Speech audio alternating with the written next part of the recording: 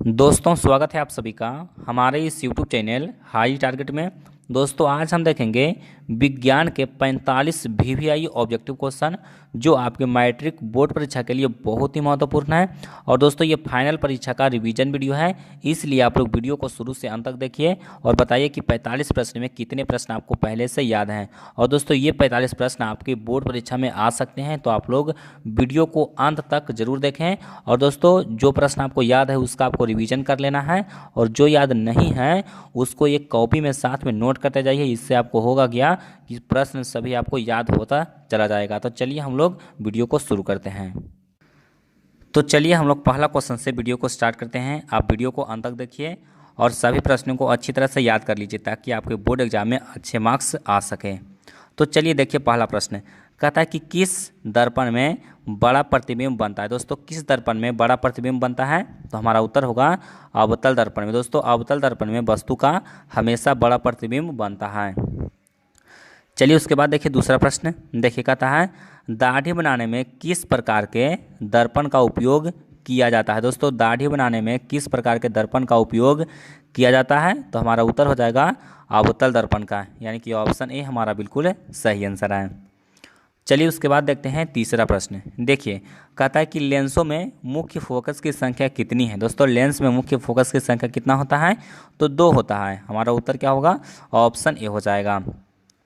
चलिए उसके बाद देखिए अगला प्रश्न। देखिए कहता है कि निर्वात में प्रकाश की चाल क्या होती है। दोस्तों निर्वात में प्रकाश की चाल कितना होता है, तो 3 × 10⁸ मीटर पर सेकेंड होता है, यानी कि ऑप्शन ए हमारा बिल्कुल सही आंसर है। चलिए उसके बाद देखिए पांचवा प्रश्न। देखिए कहता है कि कॉर्निया में दोष अर्थात उसके पूर्णतः गोलीय न होने के कारण किस प्रकार का नेत्र दोष होता है। दोस्तों कॉर्निया में दोष अर्थात उसके पूर्णतः गोलीय न होने के कारण किस प्रकार का नेत्र दोष होता है, तो हमारा उत्तर होगा अबिंदुकता, यानी कि ऑप्शन ए हमारा बिल्कुल सही आंसर है। दोस्तों आपको जो प्रश्न का उत्तर आपको पता नहीं है उसको साइड में एक कॉपी में नोट करते जाइए ताकि आपको सभी प्रश्न नोट करने से याद हो जाएगा। चलिए उसके बाद देखिए कहता है कि निकट दृष्टि वाले व्यक्ति चश्मे में इस्तेमाल करते हैं, तो वह किस लेंस का इस्तेमाल करते हैं, तो निकट दृष्टि वाले अवतल लेंस का इस्तेमाल करते हैं, यानी कि हमारा सही आंसर क्या हो जाएगा, ऑप्शन बी हो जाएगा। चलिए उसके बाद देखिए कहता है कि निकट दृष्टि दोष दूर करने के लिए किस लेंस का व्यवहार होता है। दोस्तों उसी प्रश्न को घुमा करके पूछ दिया गया है, तो हमारा उत्तर हो जाएगा अवतल का। उसके बाद आइए आठवां प्रश्न में। देखिए कहता है कि डायनेमो से किस प्रकार की धारा प्राप्त होती है। दोस्तों डायनेमो से किस प्रकार की धारा प्राप्त होती है, तो डायनेमो से DC करंट और AC करंट दोनों प्रकार की धाराएं प्राप्त होती हैं, तो हमारा उत्तर हो जाएगा ऑप्शन सी हो जाएगा, दोनों धाराएं। चलिए उसके बाद आइए अगला प्रश्न में। देखिए कहता है कि विद्युत शक्ति का SI मात्रक है। दोस्तों विद्युत शक्ति का SI मात्रक होता है वाट, यानी कि ऑप्शन ए हमारा बिल्कुल सही आंसर है। चलिए उसके बाद देखिए अगला प्रश्न कहता है कि विद्युत चुंबक बनाने के लिए उपयुक्त पदार्थ है। दोस्तों विद्युत चुंबक बनाने के लिए हम लोग किसका उपयोग करते हैं, तो विद्युत चुंबक बनाने के लिए हम लोग नर्म लोहा का प्रयोग करते हैं। हमारा इस आंसर क्या हो जाएगा, ऑप्शन ए हो जाएगा। और अस्थाई चुंबक जो होता है उसके लिए हम लोग इस्पात का प्रयोग करते हैं, और विद्युत चुंबक के लिए हम लोग नर्म लोहा का प्रयोग करते हैं। चलिए उसके बाद देखिए कहता है कि ताप बढ़ने पर चालक का प्रतिरोध। दोस्तों जो ताप होता है यानी कि टेम्परेचर होता है, अगर हम लोग टेम्परेचर बढ़ा देंगे तो चालक का प्रतिरोध है वो भी बढ़ जाता है, यानी कि हमारा आंसर क्या होगा, ऑप्शन ए होगा। चलिए उसके बाद देखिए अगला प्रश्न कहता है कि विद्युत धारा उत्पन्न करने की युक्ति को कहते हैं। दोस्तों विद्युत धारा उत्पन्न करने की युक्ति को हम लोग कहते हैं जनित्र, यानी कि उसको कहते हैं जनरेटर। और दोस्तों एक प्रश्न आपके लिए है कि बताइए जो विद्युत मोटर होता है वो किस ऊर्जा को किस ऊर्जा में बदलता है। ये बहुत आसान क्वेश्चन है, आप जल्दी से इसका आंसर आप लोग कमेंट बॉक्स में दे दीजिए। इस तरह के प्रश्न आपके बोर्ड एग्जाम में आ सकते हैं, तो जल्दी से वीडियो को रोकिए और इस प्रश्न का उत्तर आप दीजिए कि विद्युत मोटर है वो किस ऊर्जा को किस ऊर्जा में चेंज करता है। चलिए उसके बाद आइए 13वां क्वेश्चन में। देखिए कहता है कि फ्लेमिंग के वर्म हस्तनियम में अंगूठा किसकी दिशा की ओर संकेत करता है। तो दोस्तों जो अंगूठा होता है वो बल की दिशा की संकेत करता है, यानी कि हमारा उत्तर क्या होगा, ऑप्शन सी होगा। चलिए उसके बाद आइए अगला प्रश्न में। देखिए 14 नंबर सवाल कहता है कि विद्युत जनित्र यांत्रिक ऊर्जा को किस ऊर्जा में परिवर्तित करता है, यानी कि जो यांत्रिक ऊर्जा को किस ऊर्जा में चेंज करता है? विद्युत जनित यानी कि जनरेटर। तो दोस्तों यांत्रिक ऊर्जा को वह विद्युत ऊर्जा में चेंज करता है, यानी कि ऑप्शन सी हमारा बिल्कुल सही उत्तर है। चलिए उसके बाद आइए 15 नंबर सवाल में। देखिए 15वां सवाल मोस्ट इंपॉर्टेंट सवाल है। देखिए कहता है कि नाभिकीय ऊर्जा प्राप्त करने हेतु आवश्यक है। दोस्तों नाभिकीय ऊर्जा प्राप्त करने हेतु क्या आवश्यक है? तो यूरेनियम आवश्यक है, यानी कि ऑप्शन सी हमारा बिल्कुल सही आंसर होगा। चलिए उसके बाद आइए अगला प्रश्न में। देखिए कहता है कि इनमें से कौन नवीकरणीय ऊर्जा है? दोस्तों इनमें से कौन नवीकरणीय ऊर्जा है? देखिए आपको ऑप्शन दिया हुआ है कोयला, पेट्रोल, सौर ऊर्जा और प्राकृतिक गैस। तो इसमें नवीकरणीय कौन होगा? इसमें नवीकरणीय होगा सौर ऊर्जा, यानी कि ऑप्शन सी इसका सही होगा। चलिए उसके बाद देखिए कहता है कि भोजन का पचना या पकाना किस प्रकार की अभिक्रिया? दोस्तों भोजन का पचना किस प्रकार की अभिक्रिया है? तो वह ऑक्सीकरण यानी कि उपचयन अभिक्रिया है। तो हमारा उत्तर क्या होगा? ऑप्शन सी होगा। चलिए उसके बाद देखिए अगला प्रश्न। देखिए कहता है कि CaCO3-CaO प्लस CO2 कहता है कि उपरोक्त अभिक्रिया किस प्रकार की है? तो देखिए इसमें क्या हो रहा है कि जो C और CO3 है वो दो यौगिक में टूट रहा है, यानी कि इसमें अपघटन हो रहा है। तो हमारा उत्तर क्या होगा? ऑप्शन सी हो जाएगा, अपघटन अभिक्रिया। चलिए उसके बाद देखिए अगला प्रश्न 19वां क्वेश्चन कहता है कि श्वसन किस प्रकार की रासायनिक अभिक्रिया है? दोस्तों श्वसन किस प्रकार की रासायनिक अभिक्रिया है? तो देखिए श्वसन से क्या होता है? तो जब हम लोग श्वास लेते हैं और छोड़ते हैं तो उसमें क्या होता है? ऊष्मा निकलता है। तो यानी कि यह कैसे अभिक्रिया है? ऊष्मा क्षेपीय अभिक्रिया है। हमारा उत्तर क्या होगा? ऑप्शन सी होगा।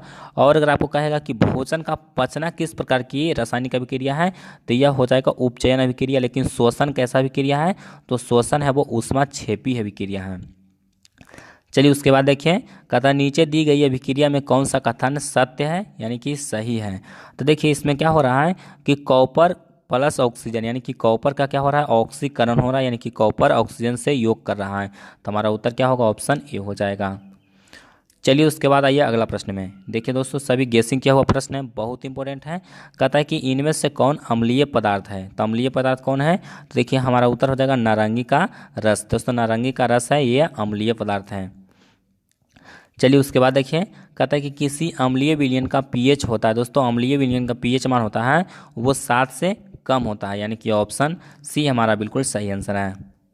चलिए उसके बाद देखिए कहता है कि निम्नलिखित में से कौन लवण है? तो देखिए आपको ऑप्शन दिया हुआ है HCl, उसके बाद NaOH, उसके बाद K2SO2 और डी है कहता है NH4OH। तो इसमें लवण कौन है? तो K2SO2 हो जाएगा, यानी कि ऑप्शन सी हमारा बिल्कुल सही आंसर है, यह लवण है। चलिए उसके बाद देखिए चीनी का रासायनिक सूत्र पूछा गया है, बहुत आसान क्वेश्चन है, C12H/SO11, यानी कि ऑप्शन सी हमारा बिल्कुल सही आंसर होगा। चलिए उसके बाद देखिए अगला प्रश्न कहता है कि सक्रियता श्रेणी में सबसे अधिक क्रियाशील धातु है। तो सबसे ज़्यादा होता है सोडियम, उसके बाद पोटेशियम, उसके बाद होता है सोडियम। तो हमारा उत्तर क्या हो जाएगा? ऑप्शन बी हो जाएगा, सोडियम। चलिए उसके बाद देखिए 26वां क्वेश्चन कहता है कि इनमें से कौन सी अधातु चमकीला है? दोस्तों कौन सी अधातु चमकीला है? तो हमारा उत्तर हो जाएगा सोडियम। दोस्तों सोडियम अधातु है वो चमकीला होता है। चलिए उसके बाद देखिए 27वां क्वेश्चन कहता है कि लोहे का परमाणु संख्या। दोस्तों लोहे का परमाणु संख्या कितना होता है? 26 होता है, यानी कि ऑप्शन बी हमारा बिल्कुल सही आंसर होगा। चलिए उसके बाद देखिए कहता है कि निम्न में से कौन कार्बन का अपरूप है? देखिए कार्बन का अपरूप कौन है? तो देखिए हीरा कार्बन का अपरूप है, ग्रेफाइट ये भी कार्बन का अपरूप है, फ्लोरीन ये भी कार्बन का अपरूप है। हमारा उत्तर हो जाएगा उपयुक्त सभी, यानी कि ऑप्शन डी इसका सही आंसर है। चलिए उसके बाद देखिए अगला प्रश्न मोस्ट इंपोर्टेंट प्रश्न है। देखिए कहता है कि कैल्शियम कार्बाइड जल के साथ अभिक्रिया कर देता है। दोस्तों जब कैल्शियम कार्बाइड जल से अभिक्रिया करता है तो एथाइन बनता है, यानी कि एसिटिलीन गैस बनता है। इसका फॉर्मूला होता है C2H2।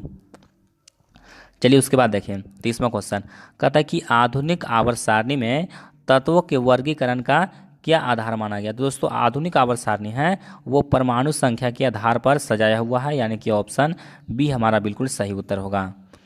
चलिए उसके बाद देखिए कहता है कि आवर्त सारणी के प्रथम वर्ग के सदस्य हैं। तो दोस्तों आवर्त सारणी का जो प्रथम वर्ग है उसमें जो धातु है उसको हम लोग क्या कहते हैं? उसको हम लोग क्षारीय धातु कहते हैं। चलिए उसके बाद देखिए कहता है कि हीलियम परमाणु के बाहरी कक्षा में कितने इलेक्ट्रॉन रहते हैं? तो हीलियम का परमाणु संख्या 2 होता है और इसमें सिर्फ एक ही कक्षा होता है और उसमें 2 इलेक्ट्रॉन होता है। चलिए उसके बाद देखिए कहता है कि रंध्रों यानी कि स्टोमाटा द्वारा जल का निष्कासन क्या कहलाता है? तो दोस्तों स्टोमाटा द्वारा जल का निष्कासन होता है यानी कि पेड़ पौधे के पत्तियों से, तो उसको क्या कहा जाता है? बाष्पो उत्सर्जन कहा जाता है, यानी कि ऑप्शन सी बिल्कुल सही है। चलिए उसके बाद देखिए, कहता है कि हीमोग्लोबिन की कमी से क्या होता है? दोस्तों हीमोग्लोबिन की कमी से कौन सा रोग होता है? तो एनीमिया रोग होता है, यानी कि ऑप्शन ए हमारा बिल्कुल सही आंसर है। चलिए उसके बाद देखिए 35वां क्वेश्चन, कहता है कि अमाशय के जठर रस में पाए जाते हैं। दोस्तों जठर रस में क्या पाया जाता है? तो देखिए हाइड्रोक्लोरिक अम्ल पाया जाता है भिन्न, उसके बाद अश्लेष्मा भी पाया जाता है, उसके बाद पेप्सी नोजन भी पाया जाता है, यानी कि हमारा उत्तर हो जाएगा इनमें से सभी, यानी कि ऑप्शन जो डी होगा वो बिल्कुल सही आंसर होगा। 35 का सही आंसर क्या? ऑप्शन डी है। चलिए उसके बाद देखिए अगला प्रश्न, कहता है कि आहार नाल का सबसे लंबा भाग है। दोस्तों आहार नाल का सबसे लंबा भाग कहाँ होता है?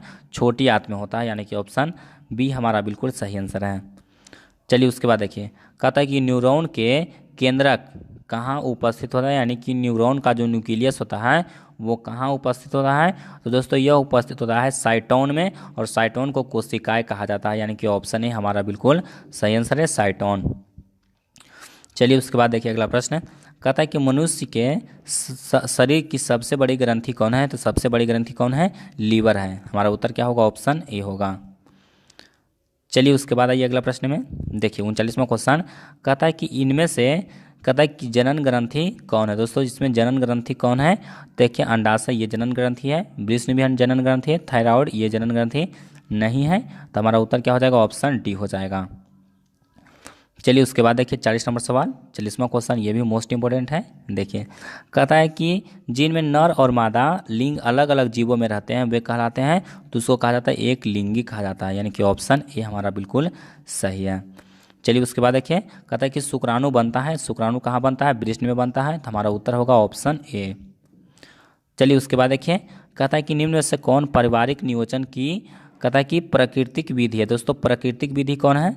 तो संयम हो गया, उसके बाद मैथुन क्रिया में अवरोध हो गया, उसके बाद क्या दिया हुआ है? मैथुन की असामंजस्य अवधि, और डी है इनमें सभी, तो हमारा उत्तर हो जाएगा ऑप्शन डी हो जाएगा इनमें सभी। चलिए उसके बाद देखिए, कहता है कि जीवों की उत्पत्ति से पहले पृथ्वी पर क्या नहीं था? दोस्तों जीवों की उत्पत्ति से पहले पृथ्वी पर क्या नहीं था? तो देखिए कार्बन डाइऑक्साइड, देखिए कार्बन डाइऑक्साइड भी नहीं था, उसके बाद O2 भी नहीं था, और NO2 भी नहीं था, यानी कि हमारा उत्तर हो जाएगा इनमें से सभी, यानी कि जीव की उत्पत्ति से पहले यहाँ पर कार्बन डाइऑक्साइड भी नहीं था, ऑक्सीजन भी नहीं था, और नाइट्रोजन ऑक्साइड भी नहीं था। चलिए उसके बाद देखिए, कहता है कि रुधिर वर्ग ओ का जीन होता है, तो यह अप्रभावी होता है, इसका जीन होता है वो अप्रभावी होता है, यानी कि ऑप्शन बी इसका बिल्कुल सही है। चलिए उसके बाद देखिए 45 नंबर क्वेश्चन, कहता है कि प्रकृति में पृथ्वी पर ऊर्जा का मुख्य स्रोत है। दोस्तों पृथ्वी पर ऊर्जा का मुख्य स्रोत क्या है? सूर्य है, यानी कि ऑप्शन बी हमारा बिल्कुल सही आंसर है। तो दोस्तों उम्मीद करता हूं कि ये वीडियो आपको पसंद आया होगा, और दोस्तों 45 प्रश्न में आपके बहुत सारे प्रश्न आपके बोर्ड परीक्षा में आने वाले हैं, कम से कम इसमें से 7 से 10 प्रश्न आपके बोर्ड एग्जाम में आ जाएगा, तो आप लोग सभी प्रश्नों को अच्छी तरह से याद कर लीजिए। तो आज के लिए बस इतना ही, मिलते हैं आपको अगले वीडियो में।